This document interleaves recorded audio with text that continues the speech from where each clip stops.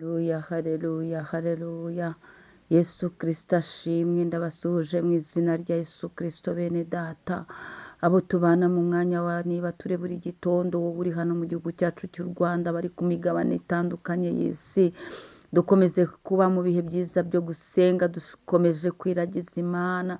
Nyemerera ufatanye nanjye gushimira Imana ishobora byose. Duhereje Imana icyubahiro, izinze ijoro ikazingura amanywa. Duhereje Imana icyubahiro, nyir'imbaraga n'ubushobozi n'ubutware. Duhereje Imana icyubahiro, ifite amaboko ahambaye akomeye. Duhereje Imana icyubahiro, ijya ikora imirimo itangaje. Imana ishimwe. Dushimiye Imana yuzuye urukundo no gukiranuka. Dushimiye Imana, dushimiye Imana, dushimiye Imana ikomeje kutugirira neza. Dushimiye Imana intwari ku rugamba. Imana ishimwe, haleluya. Imana ihabwa icyubahiro, haleluya.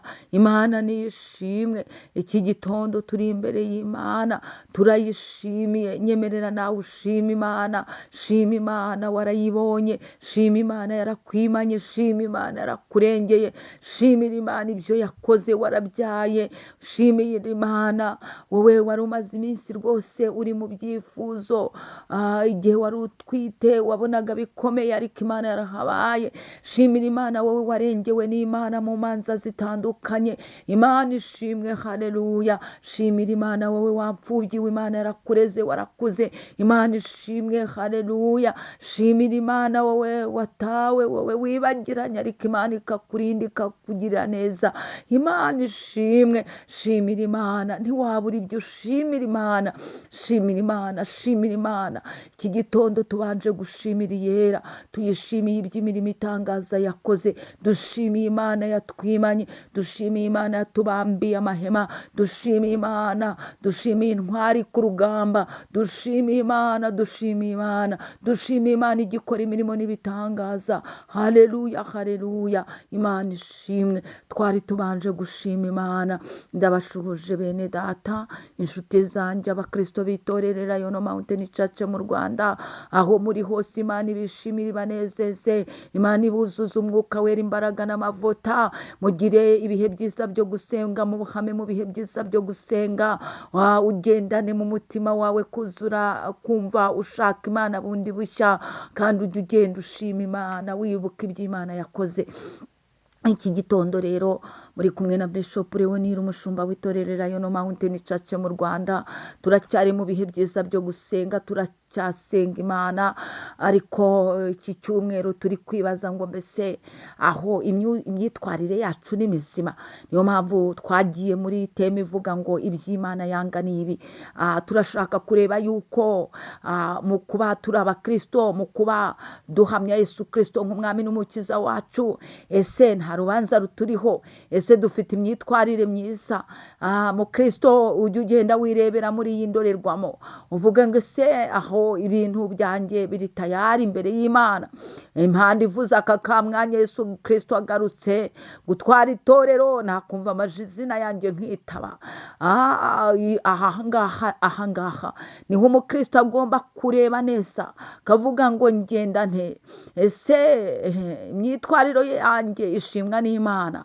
Niyo mpamvu twabushatse kuganira kuri iri jambo ngo iby'Imana yanga ni ibi. Bisobanuke neza yuko iby'Imana yanga, iyo byisanzemo ugomba kumva ko uri umunyabyaha, ugomba kumva yuko waguye. Imyitwarire yawe iraboneye. Ijuru ni iryera kandi rizagirwamo n'abera, rizagerwamo n'abejejwe. Abazajya mu ijuru ni abaretse ibisa n'ibi ngibi bibera Imana ibizira.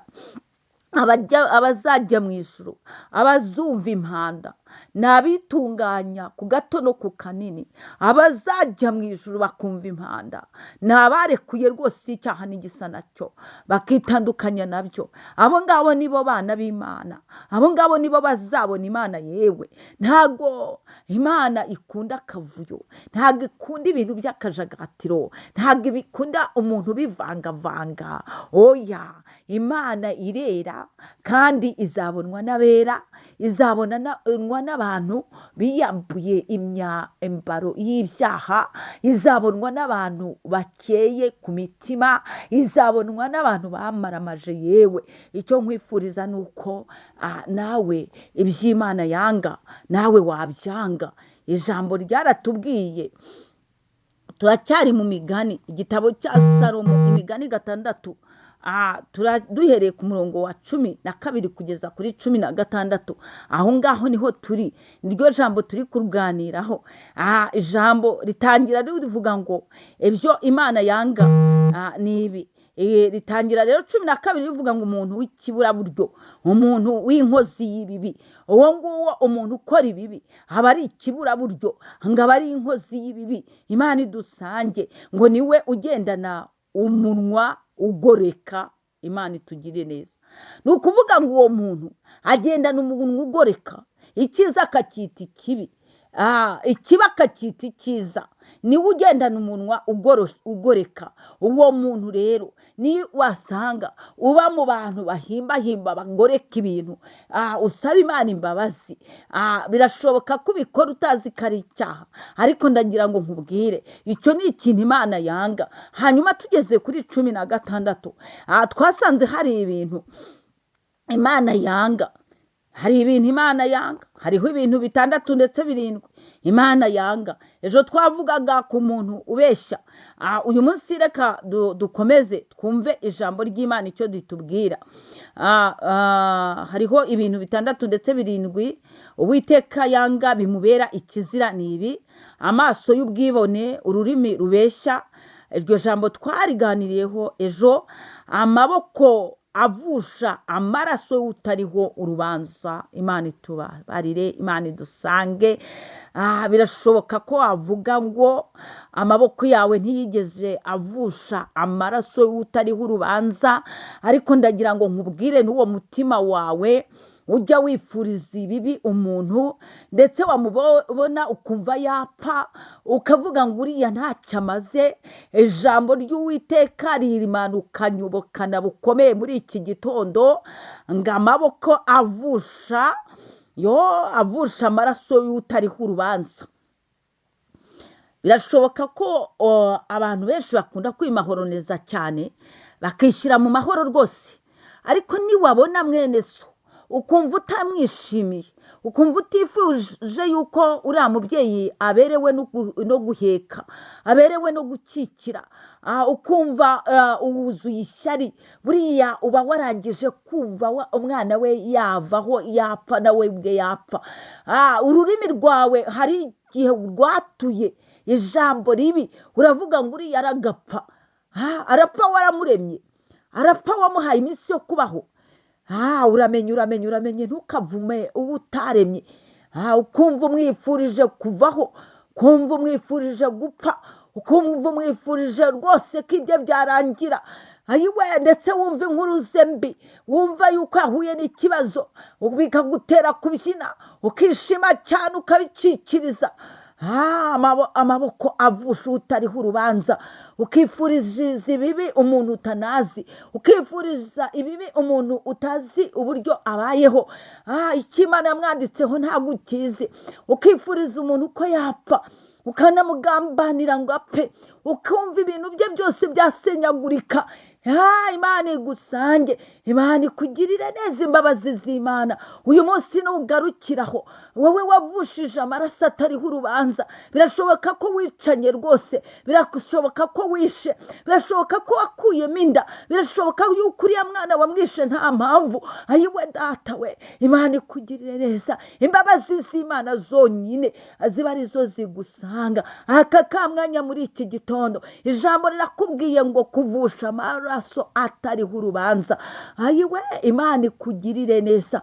Wibuke ibyo wakoze bucece, wibuke ibyo wakoze mu rwihisho, wibuke inama mbi wagiye, ukavuga ngo uriya muntu napfa, ukavuga ngo wowe wari umurozikazi, wishe benshi. Yewe hari nawe wagiye wica abantu ukoresheje inama, ukagira abantu inama zo kwica. Erega warishe urangiza uragarama, warishe urangije wumva nta kibazo, kuko wifatanyije n'umwicanyi. Nawe wabaye umwicanyi yewe uyu munsi ijambo rikubwiye ngo uce ngo uvushe amaraso atariho urubanza. Izo mpinja zapfuye kubera inama wagiye, amaraso yabo ari imbere yawe.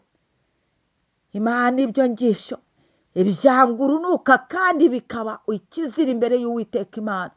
Wikontorore, wongere uce bugufi mu mutima wawe, yunge n'Imana, usaba Imana imbabazi, yunge n'Imana, usaba amaraso Yesu Kristo akweze agukureho urubanza rubi, agukureho ayo maraso akubunga ku mutwe, agukureho amaraso akubunga mu biganza. Dore wahindutse ikizira imbere y'Imana kandi wihaye wihaye amahoro, ariko amaraso wamennye, amaraso wavushije, ayo ngayo yakubereye yatumye uhinduka ikizira imbere y'Imana. Ndakubwiye ngo hari ibintu 6 ndetse 7 Uwiteka Imana yanga urunuka bimubera ikizira no kuvusha amaraso atariho urubanza. Ibyo byatumye uhinduka ikizira, umuvumo kuzaho yewe, kubwo kujya inamba mbi, kubwo kwifuriza nabi bibi mugenzi wawe, kubwo kwishimira yuko mugenzi wawe yakurwaho. Yego yarapfuye ariko nawe nta mahoro, nta mahoro y'umunyabyaha niko Uwiteka avuga. Wabigizemo uruhare, amaraso arameneka. Wabigizemo uruhare, uvusha amaraso y'utariho urubanza. Wabaye ikizira imbere y'Uwiteka Imana. Ndakwingiza aka kamwanya Imana yaguhaye chance, niyo mpamvu Imana yakomeje ikakwihanganira. Aka kamwanya uce bugufi imbere y'Imana, usaba Imana imbabazi mu izina rya Yesu Kristo. Imana irakubabarira, ikubohore, Imana ikuvaneho ibyo bizira byawe mu izina rya Yesu Kristo. Shalom shalom, muhaye muronke mugendane n'Imana. Imana ibagirire neza, Imana ibigaragarize mu izina rya Yesu Kristo. Ineza yawe ku mwana w'umuntu, ineza yawe